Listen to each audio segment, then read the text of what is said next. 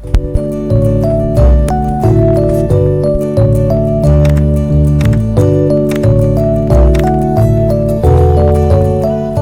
morning everyone, welcome back to my channel. Today I'm going to be making some chocolate chip cookie cereal. So you're going to need 1 cup of bread flour and 3/4 cups of all-purpose flour. Personally, I didn't have bread flour, so I just used 1 cup and 3/4 of all-purpose flour. But you can use bread flour if you have it. Then you're going to want to get 2 teaspoons of salt, 1 teaspoon of baking soda, and either 1 cup of softened butter or 229 grams of softened butter. I'm just giving you both measurements because it can be easier for people with the gram scale, or it can be easier for people to measure it by cups. And then you're gonna take 1 cup of granulated sugar, and you're going to add to it a quarter cup of molasses. I did this because I didn't have dark brown sugar, but you don't have to do this if you have dark brown sugar, but I didn't. So the molasses gives it the dark brown sugar texture and the dark brown sugar flavor.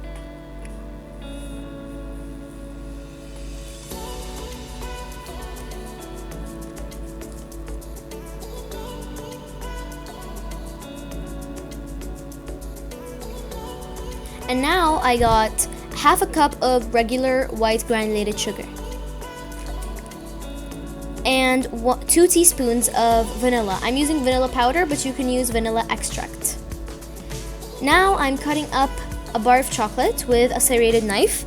This is not a regular chocolate bar. This is cooking chocolate. It's chocolate made for cooking. Because this type of chocolate, when it gets baked into things like cake or cookies, first of all, it doesn't harden up, so after 2-3 days, the cookies are still gonna have pockets of melted chocolate in them. That's the whole point of getting this certain type of chocolate bar.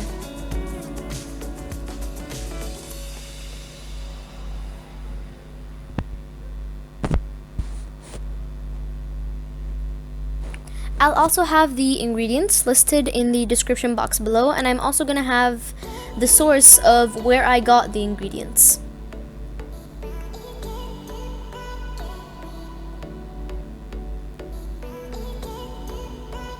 Here's me hesitating on how to cut a chocolate bar.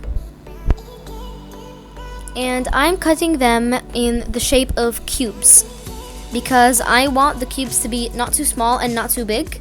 So I'm cutting in this zigzag motion.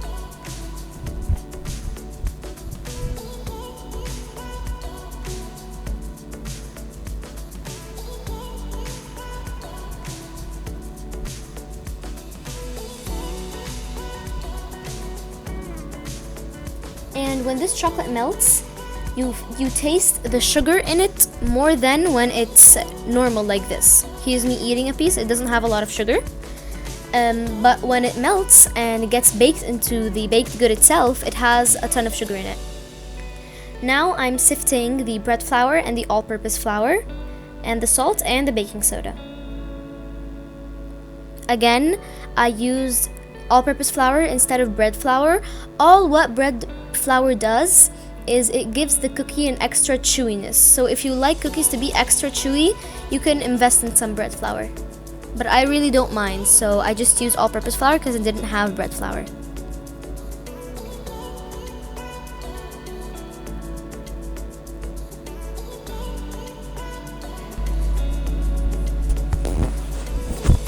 And now I'm melting the butter. I'm actually melting it and browning it. So as you can see, I'm putting it into a pot, and I left the hot to heat up, so it got hot super fast. And I'm actually gonna wait for the butter to boil and then brown. Browning gives it this super nutty flavor. It's irreplicable.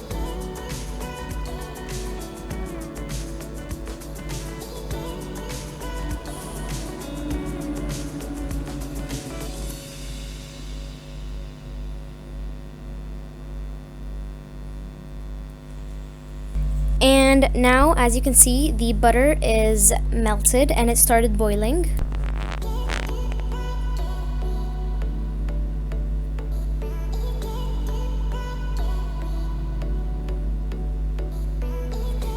now this is the color that happens. You know it's brown when it has this color. This is brown butter. It has the best scent in the world. And now I'm putting the butter in a measuring cup. I'm marking, it has to be marked at 1 cup, because when you boil butter you burn off a good amount of it. So if it's not exactly at the 1 cup mark, you have to add water to it so that it adds up to the 1 cup.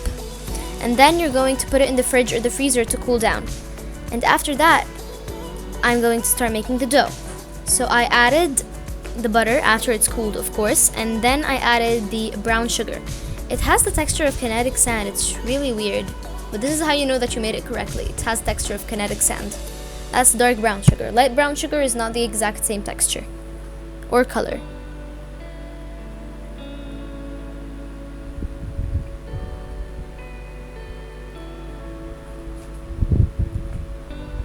And now you add the granulated sugar, the white sugar, and the vanilla. Again, I'm using powder. You can use extract, whatever you want. And then you're going to cream it together. You can totally use a hand mixer for this step, but I'm not using a hand mixer because I don't have one, so I'm using my stand mixer. You can definitely do this by hand, but it's gonna be way more tiring. So as you can see, I've creamed it for a good 6 minutes, and then it's changed color, which means a lot of air has been whipped to it. And then I added the eggs. The egg, I added 1 egg and 1 egg yolk, in case I didn't say that before.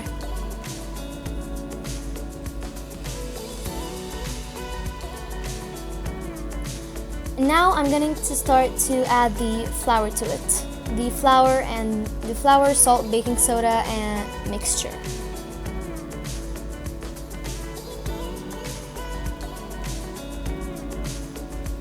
You're gonna add it like this because you don't want a huge poof cloud.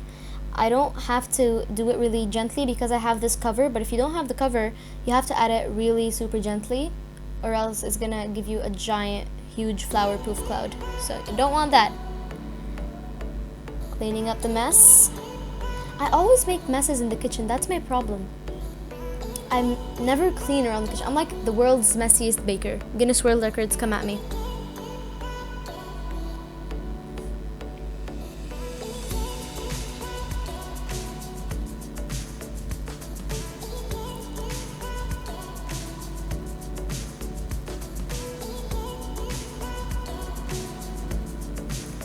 And as you can see, I didn't incorporate all the flour, which is actually good because you're gonna continue incorporating it when you add the chocolate, chunks. So you're gonna have to keep folding it. You're gonna fold it, not mix it, because you can't mix the dough, it's too thick. So you're gonna fold it. This is the way of folding. You go under, over, and turn. Under, over, turn.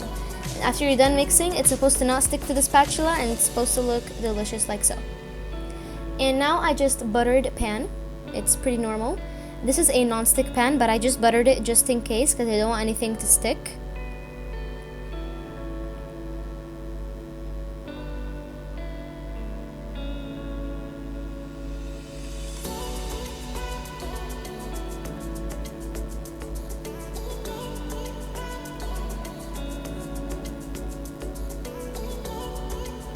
And now I'm rolling up the dough into tiny little balls, because I'm making chocolate chip cookie cereal, not chocolate chip cookies. So little balls, and I'm just going to place them not so far apart because they're like tiny, so they won't spread as much. But when you do normal cookies, this recipe can totally go for normal cookies. It's totally fine. When you go for normal cookies, you're gonna want to place them like 2 inches apart. Now I'm gonna place them in the oven on 180 degrees Celsius for 8 minutes, or 360 degrees Celsius for 8 minutes. 360 degrees Fahrenheit, as you can see here. Fahrenheit, not Celsius. 360 Fahrenheit.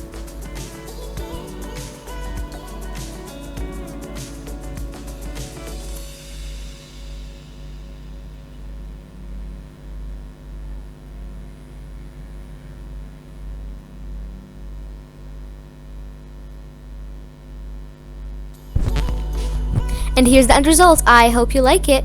Be sure to subscribe, hit the notifications, and like the video. And if you want to tag me on any social media platform if you make this, you can tag me on Instagram at Baking and Shaking Official, same profile picture, and on Facebook it is Baking and Shaking. Hope you like it.